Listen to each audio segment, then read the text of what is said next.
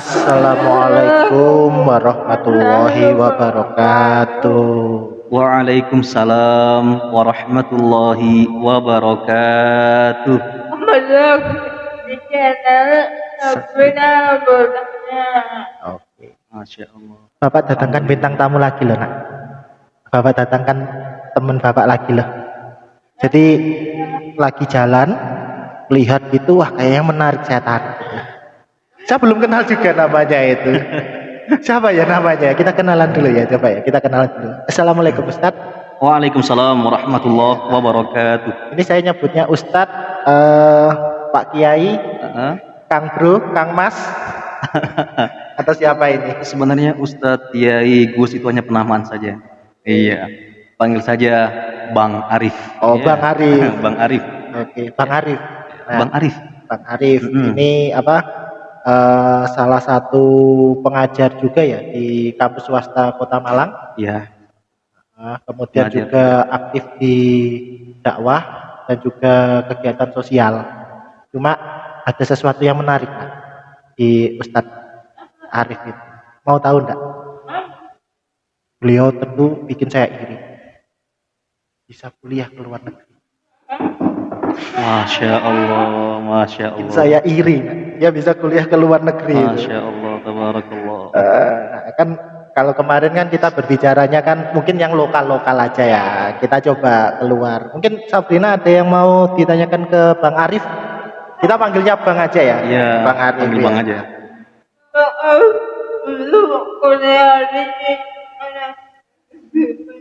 Oh iya, ini Mbak Sabrina ya, Masya Allah. Mbak Sabrina kelas 11 ya? Kelas 11 SMK ya? SMK.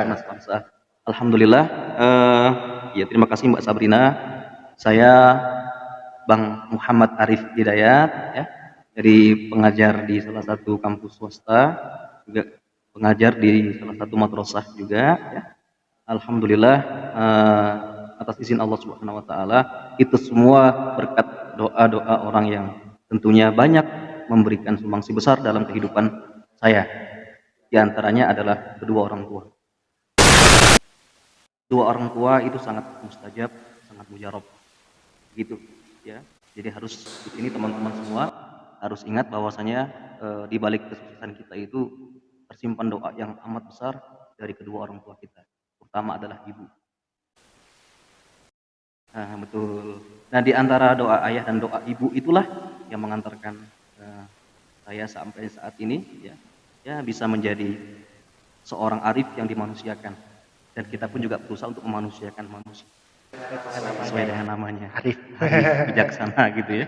Iya. Tadi Mbak Sabrina bertanya, saya pernah kuliah di mana ya, kemudian ya betul Mbak Sabrina ya. Alhamdulillah dulu sebelum saya sempat mengenyam pendidikan di luar negeri, tepatnya di Timur Tengah, yaitu di negara Yaman, negara habaib, kalau ya waliullah. Sisi sebelah mana itu? Kalau kita lihat itu Asia Barat, masuk Asia Barat, sebelah selatannya Saudi Arabia. Berarti masih ya, di benua masih di benua Arab Asia ya, Arab ya. Timur Tengah ya, betul, Timur Tengah.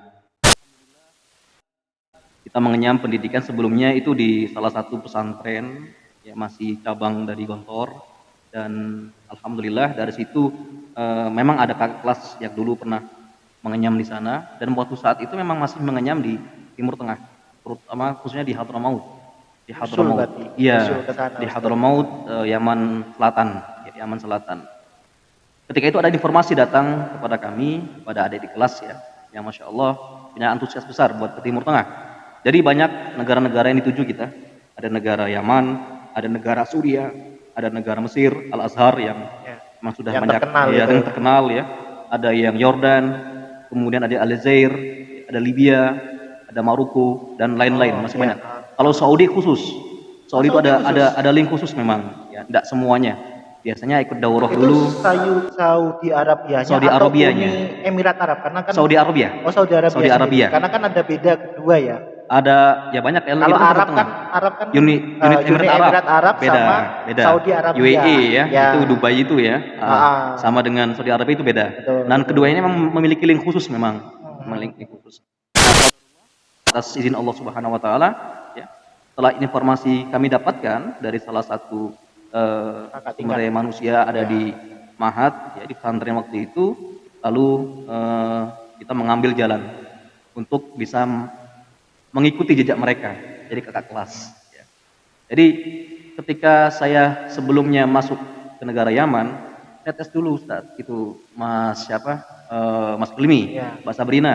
Saya ikut tes dulu untuk masuk ke Al Azhar Mesir dan beberapa negara Timur Tengah lainnya. Berarti serentak Alhamdulillah, ya, serentak langsung. ya, alhamdulillah lulus sebenarnya, lulus. Tapi qadarullah saya mengambil jalan ke negara Yaman, ke negara Waliullah, ya, ke Alasannya apa negara itu kok Habaib. ngambil ke situ akhirnya? Bang Begini, Arif. saya sharing ke beberapa para ustadz, kepada para guru kita. Saya bertanya, Ustadz, negara Timur Tengah mana yang bagus untuk saya kunjungi? Yang saya ingin mengenyam pendidikan, belajar di sana.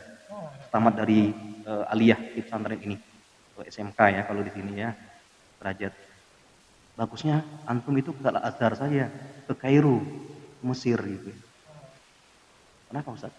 Ya, karena di Mesir sendiri sangat pendidikannya luar biasa. Ya. Al Azhar juga terkenal, masyhur namanya, terkenal, Beberapa masyhur. Ya, ilmuwan Islam juga lulusannya juga dari sana. Mesir, ya. Seperti Ustadz Abu Somad misalnya kan, dari sana. Ya, banyak, Dokter-dokter terkenal banyak dokter terdahulu pun terkenal. juga kan Betul, Mesir ya. betul. Baba Zuhaili, nah, itu juga lulusan dari Al Azhar Kairo. Nah, dari situ saya udah melihat bahwasanya memang bagus, ternama. Namun saya tanya lagi, ada satu ustadz negara yang saya rasa juga ini tidak tidak luput dari perhatian kita, Ustadz. Apa itu, Rif? Yaman. Nah, loh, Yaman itu sudah saya tahu betul, ada beberapa bahkan ada yang menganggap Yaman ini terbelakang gitu ya. Iya. Iya. Jarang terdengar. Negara termiskin di Timur Tengah diantaranya yaitu adalah Yaman. Secara sumber daya alam itu kaya, ada gas minyak, ya, kemudian ada sumber-sumber lainnya kaya. Ya, tapi tadi ya rezimnya yang ya biasalah Ya, di mana-mana. kita tidak bahas politik ya. kita sampaikan. Siap. Kita dari tertarik prosesnya tadi itu. Nah, dari Kenapa prosesnya kok di itu Yaman ketika kita bertanya sama ustadznya, Bang, Yaman itu miskin Ustaz. Kemudian terbelakang. Bandaranya nggak semegah seperti Kairo, seperti Mesir kan gitu kan ya. Dari sinilah saya tertarik. Ada sesuatu yang tidak saya lihat dari secara tampilan fisik, casing. betul. Sekarang kan layar casing, wah, Menarik, pakai Lamborghini, pakai ini kan ya, katanya Ya. kredit, nggak taunya dia cuman Dalamnya sama merek gitu kan X, ya. tapi ternyata nah, ya kan ya. diberikan body seperti itu. Gitu. Nah, kan banyak seperti itu kan. Ya, tidak meremehkan juga Al Azhar, tidak Ya, meremehkan juga Mesir. Namun saya melihat ini Yaman ada sesuatu yang menarik di sini. Saya tanya lagi, saya buka googling gitu kan ya. Waktu itu belum ada, Ustaz, kayak gini masih jarang ya. Iya, kita Angkatan tahun berapa kah kita lulus? kita tahun 2007 lulus. Kemudian kita persiapan mau berangkat sekitar 2008. Jadi 2007 ya. 2007 itu memang untuk akses internet jarang. Kita masih merasakan Iya, itu ya. sulit ya. Opera Mini kayak gitu-gitu ya. Itu kita Java pakai ya. masih Java. Iya, Java itu ya. Kemudian Benar. tahun sekitar tahun 2009 2010 BlackBerry itu sudah baru mau masuk. Ya, betul. BlackBerry baru masuk tapi Betul. paketan masih belum. masih tidak menjangkau untuk kita. Eksklusif ya. Masih tidak terjangkau untuk kita. Nah, pada saat itu kita cari internet, cari warnet kan, itu pun juga jarang-jarang. Ya, apalagi Ustadz waktu itu Bang Arif di pondok ya. Di pondok pesantren di Palembang saat itu. Oh, ya. yang Palembangnya? Di Palembang. Padahal Ya. Gontor nak ya. Ya. Itu paling banyak sebenarnya di Jawa Timur saya tahunya. Iya. Di Gontor tadi Pusatnya ya. di Jawa Timur. Iya, pusatnya Jawa Darussalam, Timur. Ya, di Ponorogo, Jawa Timur. Ponorogo, Ya. Jawa Timur. Di Masya Kediri Allah. itu kalau saya lagi pulang, Ustadz Bang Arif itu nemu itu ada untuk pondok Gontor Putri kalau tidak salah yang Iya. 5 yang di daerah Kandangan Kediri. Kandangan Kediri. Ya ada ya itu. Sahih. Ya. Itu salah satunya pondok pasti lewat Bapak itu karena Jombang Kediri itu banyak pondoknya ya. Benar Pondok-pondok sekali. besar kayak apa? Kalau Jombang itu biasanya apa? Darul apa itu? Lupa saya namanya itu yang Tebu Ireng ya. Tebu Ireng. Pondok pesantren Tebu Ireng Tebu itu kan juga Jombang. terkenal ya itu ya Betul. Jombang ya, selain itu. Nah, kita balik lagi ke tadi memutuskan ke Yaman. Betul. Prosesnya itu gimana sih? Kayak tesnya kemudian sampai bisa berangkat ke sana itu gimana sih? Kita ingin tahu. Nah, tadi melihat latar belakang yang Akhirnya saya memutuskan ya, istikharah panjang setelah lulus dari tadi Al-Azhar tadi. Bismillah, saya ingin melanjutkan ke negeri para waliullah, ya, para habaib. Barangkali di sana ada pencerahan yang akan saya dapatkan. Dan itu proses pergolakan dalam hati itu antara Al-Azhar dengan Yaman itu sangat sangat kuat. Bagi Ya. orang yang tahu itu Al-Azhar itu sudah Iya. kayak Tapi Oxford bagus lah. semua, bagus Kayak semua. Oxford kan Bagus ya. semua, Nah, ya. iya. Al-Azhar itu kayak Oxford, Iya, kayak Oxford kan. gitu ya. Orang yang lulus mau kuliah yang teknologi atau apa, kalau kita nggak Iya. Oxford ya yang Iya. Princeton atau apa itu yang di Inggris Iya, itu ya kita ya. Kita betul. mikirnya bayang kita Oxford itu. Nah, kalau Islamnya pasti Al-Azhar ini sudah ini. Ini Betul. target mati kita Betul. gitu. Kalau dulu kan banyaknya seperti itu. Nah, kalau yang di angkatan kita Sabrina gitu. Oh, kok angkatan kita? Saya tua ya ternyata. Sudah tua ya Mbak Sabrina ya? Wah, skill udah Saya salah saya enggak. ngomong kok seangkatan kita ya. Usianya masih muda banget itu Mbak Sabrina ya. Mas Hilmi ini ya. Iya. Tadi kita lanjutkan tadi ya. Lanjut. Setelah saya memutuskan untuk pergi ke negara Yaman, bismillah. Memang tesnya sih simple sih. Jadi hanya 5 juz dari belakang. 5 juz dari belakang. 5 juz Al-Qur'an maksudnya ya. Dari belakang. Dari surat Al-Aqaf sampai surat An-Nas. Itu harus wajib dihafal. 5 juz dari belakang. Itu saya sudah pasti tidak lulus nak. Jangan khawatir. Ya. Jadi teman-teman adik-adik kelas ya, ya usahakan bisa ada hafalan, ya, menghafal Quran. Ya. Apalagi sekarang kan banyak beasiswa tahfidzul Quran. Banyak, apalagi hafal 30 juz ya. Wah, itu Subhanallah. istimewa itu. Betul. Nah ini juga waktu di pesantren juga kita punya bekal itu Mas Ilmi. Jadi di pesantren kita juga menghafal Quran, kita masuk di lembaga pengembangan tahfidz dan tahsin Quran. 15 juz. Nah, enak sudah kan ya, sudah punya modal ya. 5 juz insya Allah sudah tercover. Nah, ketika sampai alhamdulillah bismillah pada bulan Februari tahun 2008 ya, kita langsung berangkat diterbangkan. Jadi kita menunggu itu sekitar setengah tahun ya. Dan setengah tahun itu kita masa pengabdian dulu. Pengabdian, qadarullah alhamdulillah kita berangkat ke negara Yaman. Sampai negara Yaman ya, ketika lihat di atas pesawat ya, Masya Allah kan ya. Beda sama negara Saudi terang-terang kan. Masuk negara Yaman lampunya kelap-kelip. Iya, ini saya bicara hak ya, bicara nyata, fakta ya. Karena tahun 2008. Kita tahu lah kontennya 2008 ya. Iya, jadi 2008. ini kan betul, kisah 2008. Kalau 2008. sekarang belum ada kesempatan untuk berkunjung lagi. Masya Allah, belum. Oke. Ya. Jadi ketika itu klub klip kan Masya Allah kan ini antara langit Saudi ya, dengan bumi ya, Yaman gitu kan ya. Subhanallah. Jadi ini negara yang saya mau kunjungi gitu ya. Alhamdulillah akhirnya kita landing, turun ya. Saat itu turun, itu nuansa iklim itu sangat ekstrim. Ya Mbak Sabrina, sangat ekstrim banget. Jadi benar-benar dingin. Iya, sampai minus. Minus. Kita turun di kota San'a. Kota San'a ini ibu kotanya negara Yaman. Nah, ini karena posisinya secara geografis itu emang pegunungan, sama seperti Malang ya. Malang di mana di Bromo maupun di Batu ya. Nah, ini sama dengan San'a itu di Yaman itu dia pegunungan dan Yaman sendiri emang pegunungan kebanyakan ya. Oh, daerah pegunungan. Iya, pegunungan sama sahil. Sahil itu kayak wadi, kayak apa dataran rendah juga ada ya. Tapi kebanyakan gunung. Nah, San'a sini di gunung gitu ya. Makanya cuaca ekstrim itu tidak lumrah di sana. Jadi biasa saja gitu kan ya. Masuk minus, kita yang keadaan yang di sini biasa saja ya, masuk ke sana, Masya Allah, subhanallah. Ini pertama menapak tilas itu, subhanallah, terasa nikmat gitu ya. Iya. Alhamdulillah, langsung besok itu Mas Hilmi, besoknya langsung saya masuk kelas.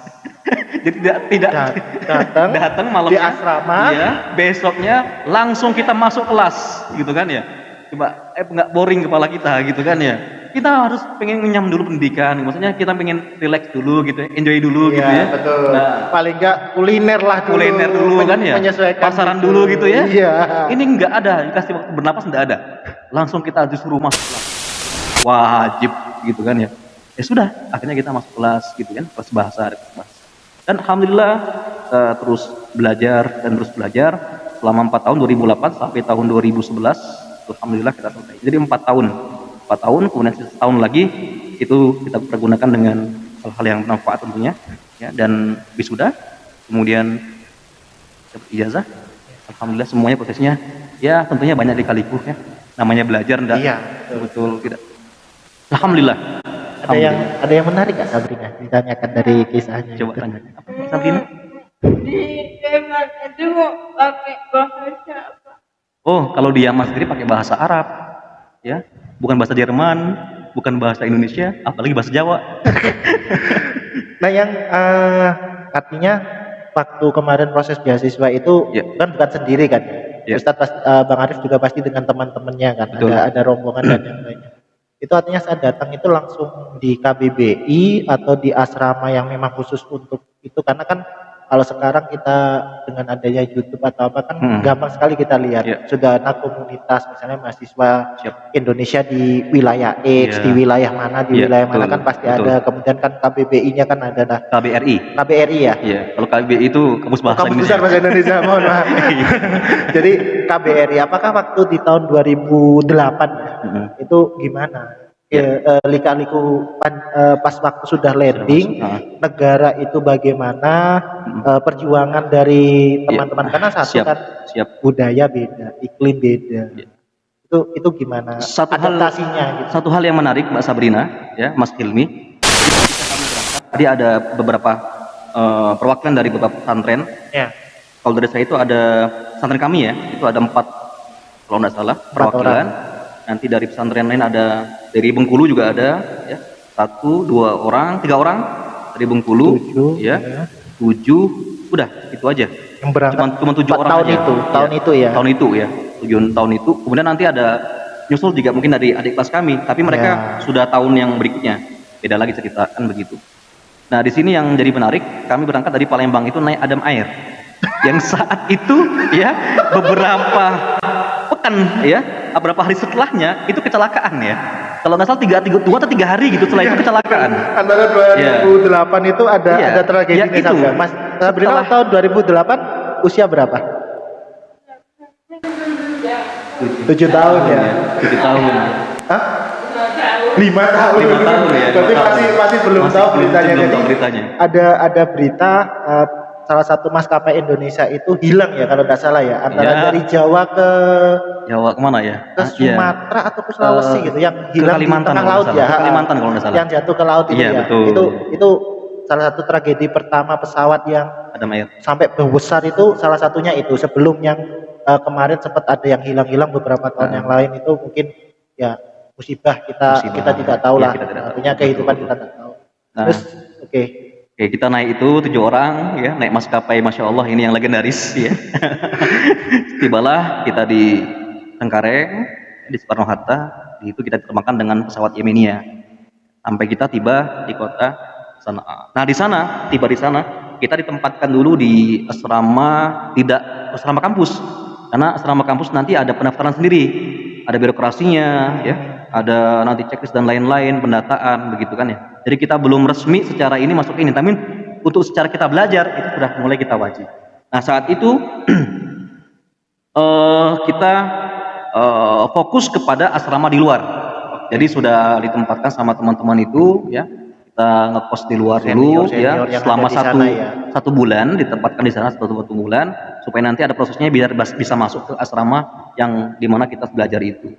Nah disitulah kita proses juga bisa kita pelaporan dulu ke KBRI saja ya, itu Mas Hilmi ya, Mbak Sabrina, ke KBRI. Ini wajib, siapapun yang datang ke negara manapun ya, terutama kita mahasiswa itu wajib laporan dulu. Kalau di Yaman itu laporan dulu ke pihak KBRI, di Kedutaan Besar ya Republik Indonesia cabang Sana'a yang di sana. Laporan ke pihak konselornya, bahwasanya kami gini. Tujuannya apa? Ya, tujuannya adalah untuk belajar, studi kan, begitu. Kemudian di kampus ini begitu kan ya, kita serahkan paspor kita dan biodata yang kita miliki begitu, supaya nanti kita legal di sana. Jangan sampai nanti kita ini orang ini ilegal kan, dikejar sama, kan nggak mungkin ya, kejar-kejaran sama KBRI misalnya, sama Interpol misalnya, kan nggak bagus gitu ya. Artinya kita alhamdulillah selama 1 bulan kita asrama di luar, baru kita bisa masuk ke asrama dalam. Itu semua biaya waktu kuliah dulu gimana? Nah ini yang menjadi titik yang harus kita pahami bersama. Untuk biaya pemberangkatan kita mandiri pada tahun itu ya, pada tahun itu ya qadarullah ada biaya belasan juta, dan itu alhamdulillah karena berkat orang tua, kembali kepada orang tua ya. Jadi kalau kita belajar istilahnya tanpa adanya uang, ya mungkin ada beberapa orang yang mampu, maksudnya dalam artian mampu, ada jalan rezeki yang Allah sudah tetap itu. Namun juga uang terlepas dari proses keberhasilan seseorang untuk meraih tujuannya, di antaranya belajar ini, kan begitu. Alhamdulillah ayah punya aset, akhirnya ya, dilepas itu aset ya, kemudian asetnya dilempar lagi ke aset yang lain, yaitu aset untuk penanaman SDM, sumber daya manusia. Kalau kita menanam pohon mungkin bisa puluhan tahun, tapi kalau kita menanam manusia itu bisa ratusan abad. Ini ungkapan salah satu filosof ya, masya Allah. Menanam harta itu bisa mungkin hanya sekedar ya puluhan tahun, kali kalau menanam manusia, masya Allah, itu bisa ratusan abad.